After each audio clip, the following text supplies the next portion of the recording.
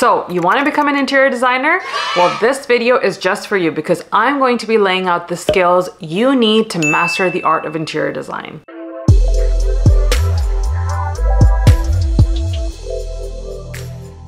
Hi everyone, welcome back to the channel. For those of you guys who are new, my name is Sarah, and on this channel, you'll see me working on projects, sharing what a day in the life looks like as a designer, but most importantly, on this channel, you'll see me sharing tips and best practices about the industry to help aspiring designers such as you get started on your journey as a successful interior designer. Today, I'm diving into the essential skills that you need if you want to pursue this profession as a full-time career. Just a disclaimer before we get started, I won't be going into the different designations or accreditations that you may need depending on where you're located. I've actually made a separate video which you can check out here talking about the different schools and programs here in Canada that will give you the interior design designation. I'm going to break down this video into 3 categories of skill: theoretical, technical, and practical.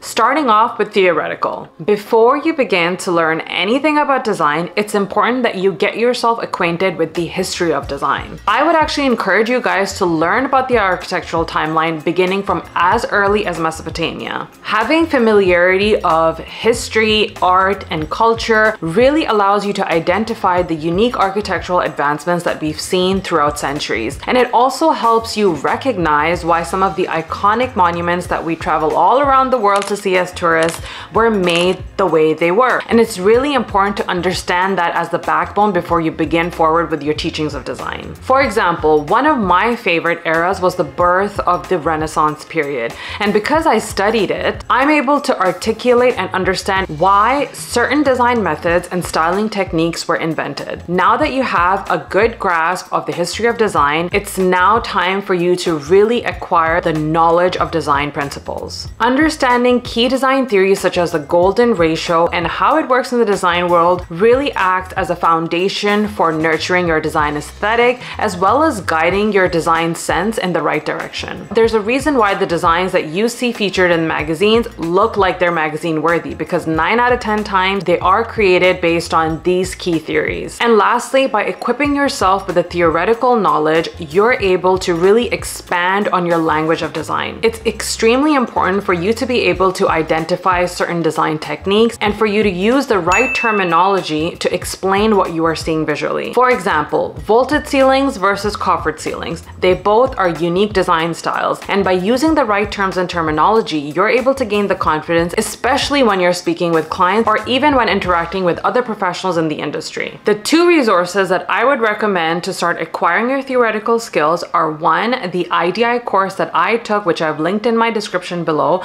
but also this amazing book called the Interior Design Handbook. It is a great resource to have if you're just starting out, and it provides you with the basic knowledge and also with some really good tips on decorating and styling a space to make it look beautiful. Okay, now moving on to the second category, which is technical skills. Let's start by talking about mood boards. It's really important that you familiarize yourself by playing around with mood boards. I'm sure you've seen this all over Instagram and Pinterest, but these are actually really important for you to know. For example, think about if you were to design a kitchen, what are some of the color palettes you'll draw? What are the finishes that you're gonna use? And the different furnishings and decor that you will put together to reflect your design aesthetic. You wanna fine-tune your skills so that your mood boards start to transition from looking basic and flat to something that is a little bit more advanced and has perspective. For example, this is a mood board that I created in my early days of design, and this is a mood board that I created in my later days of design. Of course, you can see which one looks better. At the end of the day, you're gonna have to find a style that reflects you. But what's important is that you assemble a presentation together for your client that is impressive and is gonna make you a cut above the rest. There are a lot of programs available online, but the one that I would recommend above all, and the one that I've been using since day one, is called Design Files. The referral link is in my description that will allow you to get started on a free trial. Next is space planning.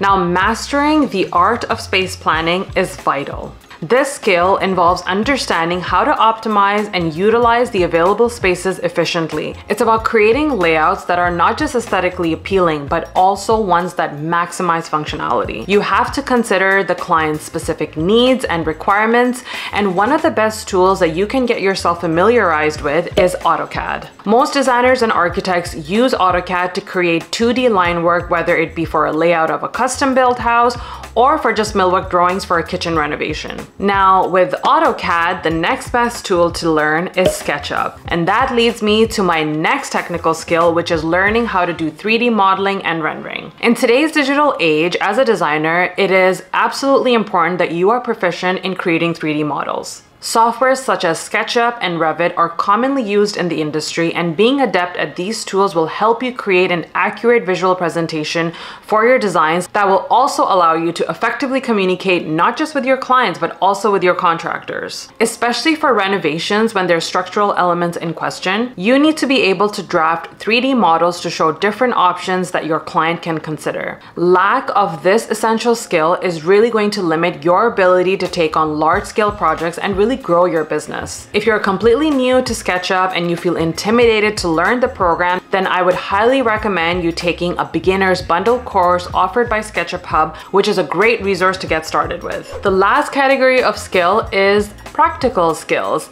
and this is something that you might struggle with the most. Number one, you need to have excellent communication and interpersonal skills. Having this ability to effectively communicate with your clients, contractors, and other stakeholders is absolutely paramount. Being able to listen attentively, articulate your ideas clearly, and also negotiate effectively with your clients so that the expectations and deliverables are aligned with your vision. In order for your project to run smoothly, it's also important that you clean up your written skills. You have to make sure that every piece of information is documented in an email format so that you are able to backtrack conversation should any complications arise. Having the ability to document everything in a written format also helps you hold appropriate parties accountable as the work goes on. In the field of interior design, there can be a lot of gray area, and expectations can be assumed on both the designer and client side. Therefore, it's imperative that you equip yourself with a robust service agreement before any work begins. A really good resource that I started using early on in my career to draft service contracts is HoneyBook. HoneyBook is an all-in-one business solution for preparing proposals